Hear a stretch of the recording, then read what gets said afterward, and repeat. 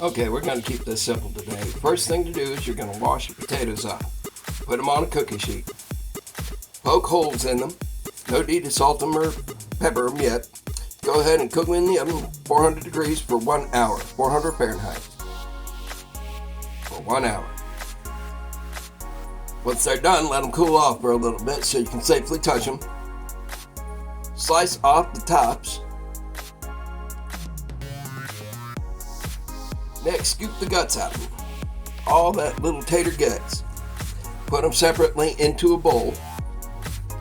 Now we're going to mash these. We're going to add some salt, some pepper, half cup of soda, half and half. Then we're going to add some cheese here, shredded cheese. You can add whatever you like here, chives, bacon bits, you name it. We're going to blend this or mix this very well. Next, we're going to fill up those potatoes that we cut out the center of. We're going to top these with cheese, and once again, use bacon bits, chives, onions, whatever you want to top them with. We're going to pop them back in the oven for another 30 minutes. We're going to keep that oven to 400 degrees, that'll be fine. Add salt, pepper, whatever you want to them.